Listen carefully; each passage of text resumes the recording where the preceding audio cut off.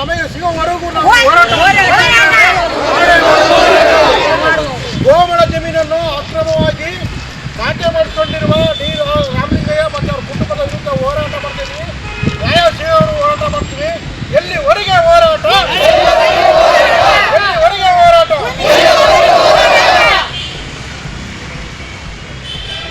ಮಾರ್ಗೋನಹಳ್ಳಿ ಗ್ರಾಮದಲ್ಲಿ ಸುಮಾರು 113 ಚಿಲ್ಲರೆ ಎಕರೆ ಗೋಮಾಳ ಇತ್ತು. ಅದರಲ್ಲಿ ಡಿ ರಾಮಲಿಂಗಯ್ಯನವರು ಅವರು ಬಂದು ಅದನ್ನು ಅಕ್ರಮವಾಗಿ ಖಾತೆ ಮಾಡಿಸ್ಕೊಂಡು 95 ಎಕರೆ 13 ಗುಂಟೆನ ಅವ್ರ ಹೆಸರಿಗೆ ಮಾಡ್ಕೊಂಡಿದ್ರು. ಆ ಸಂದರ್ಭದಲ್ಲಿ ನಮ್ಮ ಗ್ರಾಮದವರೇ 79ರಲ್ಲಿ ಪಟೇಲರು ತಕರಾರು ಅರ್ಜಿ ಕೊಟ್ಟಿದ್ರು. ಆ ತಕರಾರು ಅರ್ಜಿನ ವಜಾ ಮಾಡಿ ಅದು ನನಗೆ ಸೇರಿದ್ದು ಅಂತ ಏನು ನಮ್ಮ ಗ್ರಾಮದಲ್ಲಿ ಉಳುಮೆ ಮಾಡ್ತಾಯಿದ್ರು ಅದೇ ಜಾಗದಲ್ಲಿ.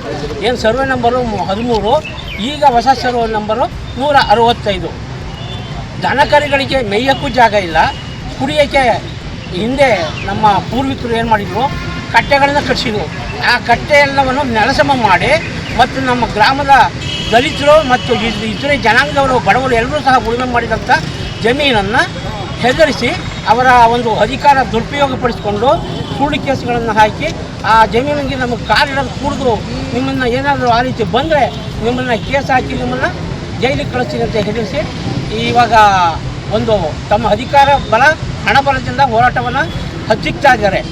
ಆದ್ದರಿಂದ ನಾವು ಅದರ ವಿರುದ್ಧವಾಗಿ ನಮ್ಮ ಗ್ರಾಮದ ಏನು ಗೋಮಾಳ ಇದೆ, ನಮ್ಮ ಭೂಮಿ ನಮ್ಮ ಹಕ್ಕು, ಅದು ನಮಗೆ ಸೇರಬೇಕಾದ್ದು ಅಂತ ಎಲ್ಲ ಗ್ರಾಮಸ್ಥರು ನಾವೆಲ್ಲರೂ ನಮ್ಮ ಎಲ್ಲ ಜನಾಂಗದವರು ಇದ್ದಾರೆ, ಎಲ್ಲರೂ ಒಟ್ಟಾಗಿ ಸೇರಿ ಹೋರಾಟವನ್ನು ಮಾಡ್ತಾಯಿದ್ದೀವಿ.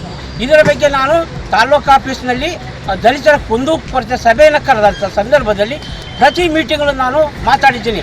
ಏನು ಈ 13 ಸರ್ವೆ ನಂಬರ್ ಇದೆ, ಎಲ್ಲ ಸರ್ವೆ ನಂಬರ್ ಬಗ್ಗೆ ಇದನ್ನು ಗಮನ ಹರಿಸಿ ನಮಗೆ ನ್ಯಾಯ ಕೊಡಿಸಿ, ಏನು ಬಡವರಿದ್ದಾರೆ ಅವ್ರಿಗೆ ಜಮೀನನ್ನು ಕೊಡಿಸಿ ಅಂತ ಹೇಳಿದ್ದೀನಿ. ಆ ದಾಖಲೆಗಳು ತಾಲೂಕು ಆಫೀಸಲ್ಲಿ ಸಿಗುತ್ತೆ. ನಾನು ಮಾತಾಡಿರ್ತಕ್ಕಂಥದ್ದು ದಾಖಲೆ ಇದೆ. ಆದರೂ ಇವರು ನಮ್ಮನ್ನು ಹೆದರಿಸಿ ಸುಮಾರು 34 ಜನದ ಮೇಲೆ ಕೇಸ್ ಹಾಕಿದ್ದಾರೆ. ಮತ್ತೆ 13 ಜನ ಮೇಲೆ ಕೇಸ್ ಹಾಕಿದ್ದಾರೆ.